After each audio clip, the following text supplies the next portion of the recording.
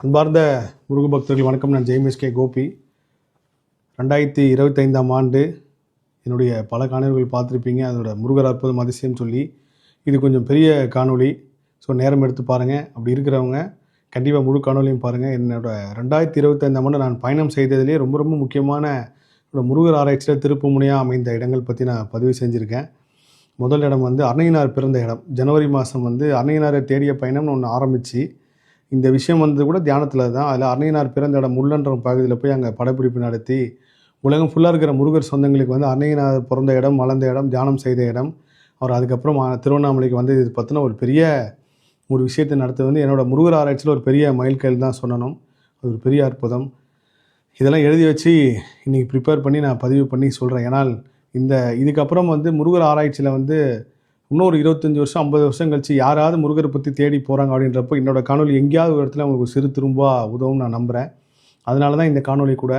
அதுக்கப்புறம் வந்து ராமநாதபுரம் திருவிடைக்கழி அந்த கோயில் போனது வந்து உண்மையிலே பெரிய அதிசயம். இன்றைக்கி திருச்செந்தூருக்கு வர எல்லா கூட்டமும் எதிர்காலத்தில் திருவிடைக்கழி முருகப்பெருமானை பார்க்குறதுக்கு வருவாங்க. பெரிய அளவுக்கு அங்கே வந்து ஒரு பெரிய அற்புதம் அதிசயம் முருகப்பெருமான் நடத்துவார். அதேமாதிரி அந்த இடத்துல பாம்பன் சுவாமிகள் பயன்படுத்தின பொருட்களை காட்டினது வந்து உண்மையிலே ஒரு பெரிய பாக்கியம். அவர் பயன்படுத்தின விளக்கு, அவர் பயன்படுத்தின கொடை, அவர் தியானம் செய்த இடம், அவரோட இல்லத்துக்கு போய் பண்ணதெல்லாம் வந்து எடுத்து உலகம் ஃபுல்லாக இருக்கிற முருக பக்தர்கள் காட்டினது எல்லாமே ஒரு பெரிய அதிசயம். அதுக்கப்புறம் மூணாவது வந்து கொடைக்கானல் கூம்பூர் போய் நான் பதிவு பண்ணியிருந்தேன். முருகப்பெருமான் சுயம்போ அங்கே இருக்கார். அதுவும் முதுகை தான் நம்ம கும்புறோம், முகம் வந்து பழனி பார்த்துருக்கு அப்படின்னு சொல்லி ஒரு விஷயத்தை பதிவு பண்ணது வந்து உண்மையிலே என்னோடய முருகர் ஆராய்ச்சியில் ஒரு பெரிய அற்புதமான ஒரு விஷயம். அதுக்கப்புறம் நடந்த ஒரு பெரிய அதிசயம் வந்து பழனியில் இரவு தங்கினது. பழனியில் முதல் முறையாக பள்ளியறை தரிசனம் பார்த்தது. அங்கே எடப்பாடி மக்கள் பர்வதராஜ குல மக்களோட நைட்டு தங்கி பார்த்தது எல்லாமே ஒரு பெரிய பாக்கியம். அடுத்த வருஷமும் 2026 அந்த பயணம் இருக்குன்னு நான் நம்புகிறேன். அதுக்கப்புறம் நான் முருகர் ஆராய்ச்சியில் நான் மும்பை போனேன். மும்பையில் ஒரு சில கோயில்கள் எடுத்து வச்சுருக்கேன். இன்னும் அது பதிவு பண்ணாமல் இருக்கேன். அதில் ஒரு முக்கியமான கோயில் வந்து செம்பூர் முருகர் கோவில். நான் ஒரு வைத்தியநாத சுவாமின்னு ஒரு முருகர் அங்கே வந்து கண்டுபிடிச்சிருக்கேன். அது வந்து நம்ம திருச்செந்தூருக்கும் இந்த மும்பை மண்ணுக்கும் ஒரு பெரிய தொடர்பு இருக்கிறத வந்து உணர்த்தும். அதுக்கப்புறம் என்னோட காசி பயணம். காசியில் வந்து உண்மையிலே வந்து பெரிய ஆச்சரியம்னா அன்னையனார் அங்கே காசி திருப்புகழ் பாடியிருக்காரு. அவர் பாடின முருகப்பெருமான் கோயிலையும் நான் எடுத்து பதிவு பண்ணியிருக்கேன்.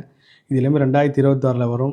அதுக்கப்புறம் பெங்களூர் பயணம் வந்து என்னோடய வாழ்வில் வந்து எந்த காலத்துலேயும் என்னோடய முருகர் ஆராய்ச்சியில் மறக்க முடியாத ஒரு பயணமாக இருக்கும். அங்கே இருக்கிற முருகர் சொந்தங்கள், முருகப்பெருமான் மீது ஒரு வெறி கொண்ட பக்தர்களை வந்து நான் சந்தித்தது எல்லாமே ஒரு பெரிய அற்புதம் அதிசயம்.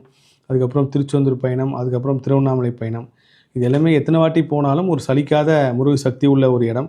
அங்கே இருக்கிற முருக சக்தியை உணர நம்மளோட ஆறா வந்து எவ்வளோ பாசிட்டிவாக மாறுன்றதை இந்த இடத்துக்கு போன முருக பக்தர்கள் உணர்வாங்க.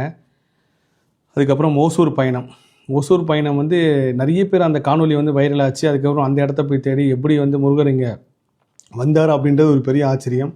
ஏன்னா எத்தனையோ தடைகள் தானே அந்த கோயில் இருக்குது. அந்த ஓசூரில் போய் நான் மயில் வச்சு படம் வந்து பதிவு பண்ணது எல்லாமே ஒரு பெரிய அற்புதம் அதிசயம் தான் சொல்லணும்.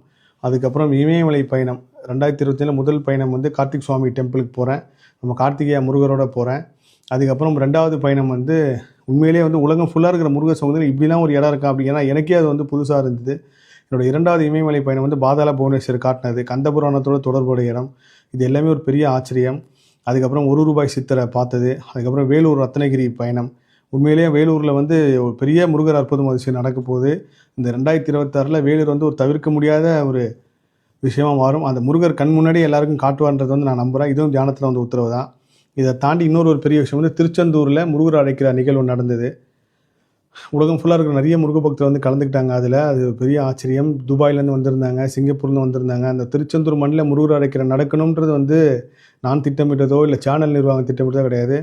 எல்லாமே முருகர் தான் நடத்தினார். அதேமாதிரி அடுத்த வருஷம் மலேசியாவில் முருகர் அழைக்கிற நடக்கிறதும் கூட எங்கள் திட்டம் எதுவுமே கிடையாது. முருகப்பெருமான் தான் நடத்தினார். அதுக்கப்புறம் கந்தசஷ்டி ஓலைச்சுவடி. இது ஒரு பெரிய ஆச்சரியம். என்னோடய முருகர் ஆராய்ச்சியில் வந்து நான் தேடாத ஒரு விஷயம்னு சொல்லணும். நான் வந்து இப்படி ஒரு விஷயத்தை வந்து தேடி போகவில்லை. நான் முருகர் பற்றின எந்தெந்த உலகத்தில் முருகர் வழிபட்டிருக்காங்க, 4 யுகங்களையும் முருகர் வழிபாடு இருந்திருக்கு. அதில் கலியுகத்தில் எல்லா உலகம் ஃபுல்லாகவே எல்லா இடத்துலையும் முருகர் வழிபாடு இருந்திருக்கு. ஒரு 2000 வருஷத்துக்கு முன்னாடி விஷயம் யாருக்குமே இப்போ வரைக்கும் இல்லை. அதை தேடி பயணம் செஞ்சுட்டு இருக்கும்போது அந்த கந்தசஷ்டி ஓலைச்சுவடி வந்து கிடச்சிது. அதில் கவிதான்ற ஒரு முருக பக்தன் சொல்ல முருக பித்தன் சொல்ல அந்த அளவுக்கு முருகர் வெறி கொண்டவங்க. அவங்க மூலயமா அந்த விஷயம் கிடச்சதுலாம் என்னோடய முருகர் ஆராய்ச்சியில் ஒரு பெரிய மைல்கல். அதுக்கப்புறம் சிதம்பூர், கடலூர், பாண்டிச்சேரி பயணம். இந்த 3மே ஒரே பயணமாக திட்டமிட்டிருந்தேன். கௌசிக பாலசுப்ரமணியனாக இருக்கட்டும், அதுக்கப்புறம் வில்லுடையான் பட்டா இருக்கட்டும். இது எல்லாமே பெரிய ஆச்சரியம். இந்த பயணத்துக்கு அடுத்தது வந்து கொல்லிமலை பயணம் வந்து நான் திட்டமிடவே இல்லை. கரெக்டாக பாண்டிச்சேரி தியானத்தில் தான் உத்தரவு வந்துச்சு கொல்லிமலை போகணும்னு சொல்லி. அதுக்கப்புறம் கொல்லிமலை பயணம் வந்து எனக்கு நிறைய மிஸ்ட்ரியை வந்து கொடுத்தது. அதுக்கப்புறம் சத்தியமங்கலத்தில் ஒரு கோவில் கும்பாபிஷேகத்துக்கு கலந்துக்க போனேன். அதுக்கு ஏன் முருகர் என்ன வர வச்சாருன்னு பார்த்தீங்கன்னா, அங்கே தவளகிரின்னு ஒரு முருகர் இருக்கார். அவரை பற்றி 2026 உலகம் ஃபுல்லாக கொண்டு போய் சேர்க்குற அளவுக்கு நம்மளுக்கு ஒரு விஷயத்தை கொடுத்துருக்காரு. அதுவும் நடக்கும். அதுக்கப்புறம் மலேசியா சிங்கப்பூர் பயணம். உண்மையிலே இந்த பயணம் வந்து பெரிய ஆச்சரியம். நான் மலேசியா சிங்கப்பூர் பயணம் போனது வந்து முருக பக்தர்கள் சந்திக்கிறது 2வது தான். ஆனால் அங்கே முருகர் ஆராய்ச்சி சம்மந்தமாக பல இடங்களை வந்து தேடி வச்சுருந்தோம். அந்த எல்லா இடத்துக்கும் போக முடிஞ்சுது. ஒரு 10 இடம் திட்டமிட்டு போனேன்னா அதில் 9 இடம் தான் போக முடிஞ்சு. ஒரு சில இடத்துக்கு வந்து போக முடியல. அங்கே இருக்கிற இடமும் யாருக்கும் தெரியல. அதுக்கப்புறம் சிங்கப்பூர் முருகர் சொந்தங்கள் சந்திப்பு. இது உண்மையிலே ஒரு பெரிய சந்தோஷத்தை கொடுத்து சிங்கப்பூரில் முருகர். ஏன்னா நான் வந்து வெளிநாடு முருக பக்தர்கள் அதிகமாக முன்னுரிமை கொடுக்கறதுக்கு காரணம் என்னென்னா, நம்ம இங்கே தமிழ்நாட்டில் இருக்கோம், சென்னையில் இருக்கோம், நினச்சா கோயிலுக்கு போகலாம், நினச்சா நம்ம முருகர் சன்னிதானத்துக்கு போகலாம், 6 படைக்கு போகலாம். ஆனால் அவங்களால நினச்சாலும் வர முடியாது. பொருளாதார வசதி இருந்தால் கூட டக்குன்னு வர முடியாத ஒரு சூழ்நிலை. அப்படிப்பட்ட முருக பக்தர்களை சந்தித்து என்னோடய கர்மா ஆராய்ச்சியில் பல விஷயங்களை வந்து அங்கே நான் கற்றுக்கிட்டேன். சிங்கப்பூர்லேயும் சரி, மலேசியாலையும் சரி. அதுக்கப்புறம் பெங்களூரில் முருகர் சந்தங்கள் சந்திப்பு, கந்தசஷ்டி விரத காலத்தில் வந்து அங்கே கிட்டத்தட்ட பலாயிரம் முருக பக்தர்களோடு சந்தித்தேன். இது வந்து ஒரு பெரிய ஆச்சரியம். அதுக்கப்புறம் திருவண்ணாமலை பயணம். இந்த திருவண்ணாமலை பயணத்தில் வடவீதி சுப்பிரமணிய முருகரை பற்றி மட்டும் இன்னும் பதிவு செய்யாமல் இருக்கேன். கண்டிப்பாக அது வரும் பாருங்கள். ஒரு பெரிய ஆச்சரியம். பக்தி இன்ஃபினிட்டியில் எல்லா விஷயத்தையும் பற்றி பேசணும்னு சொல்லி நோட் எடுத்துகிட்டு போகும்போது இந்த வடவீதி சுப்பிரமணிய முருகரை பற்றி மட்டும் என்னால் பேச முடியும். அந்த ஸ்லிப்பு மட்டும் காணாமல் போயிடுச்சு. நான் வந்து ஏதோ ஒரு விஷயத்த சொல்ல மறந்துட்டேனே அப்படின்றப்போ வடவீதி சுப்பிரமணிய முருகரை மட்டுமே தனியாக பேசுகிற அளவுக்கு ஒரு பெரிய கண்டென்ட் வந்து முருகப்பெருமான் கொடுத்துருக்காரு. அந்த திருவண்ணாமலையிலையும் வடவீதி சுப்பிரமணியருக்கும் ஒரு பெரிய கனெக்ட் ஒரு விஷயம் நடந்துகிட்ருக்கு. அது இப்போ கிடையாது, யுகங்களாகவே அதை பற்றின எல்லாமே தனி காணொலியாக பதிவு செய்யணும் தான் முருகப்பெருமான் சித்தம் போல இருக்குது. அதான் அவருடைய எண்ணமும் போல இருக்குது. ஸோ இந்த 2025 ஆண்டு நான் நிறைய இடங்களுக்கு பயணப்போனேன். அதில் ஒரு சில முக்கியமான இடங்களை வந்து இங்கே நான் பதிவு பண்ணியிருக்கேன். 2025 ஆண்டு நிறைய இடங்களுக்கு நான் பயணம் செய்தேன். அதில் ஒரு முக்கியமான இடங்கள் மட்டும் நான் பதிவு பண்ணியிருக்கேன். இது எல்லாமே எனக்கு ஒரு பெரிய ஆச்சரியத்தையும் அதிசயத்தையும் அற்புதத்தையும் உணர்த்தின இடங்கள். நிறைய காணொலி இதுக்கு முன்னாடியும் வந்திருக்கு. ஸோ டிசம்பர் 31க்குள்ளே கண்டிப்பாக இந்த காணொலி எல்லா கண்ணுக்கும் போய் சேர்ந்துடும் நான் நம்புகிறேன். 2026 ஆண்டு இன்னும் சிறப்பாக எல்லோர் வாழ்விலும் எல்லா நலங்கும் வளமும் கிடைக்க நான் வேண்டிக்கிறேன். எப்பயுமே வந்து உடனே பெரிய ஆளாயினும் உடனே அப்படின்ற நினைக்கிறது வந்து நல்ல விஷயம் தான், தப்பு கிடையாது. ஆனால் என்னோடய குருநாதர் அடிக்கடி சொல்கிறார், ஒவ்வொரு பிறந்தநாள் அப்போ நம்ம ஒவ்வொரு படி வளர்ந்தால் போதும்.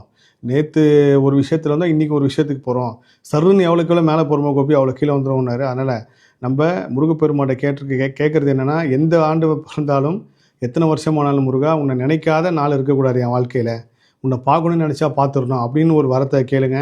அது முருகப்பெருமான் நம்ம கூட வந்துட்டாலே எல்லாமே கிடைச்சதுக்கு சமம். ஸோ 2026 ஆண்டு முருகர் யுகமாக இருக்கும்ன்றது வந்து எல்லாருமே பார்ப்பீங்க. எல்லா புகழும் முருகனுக்கே. நன்றி.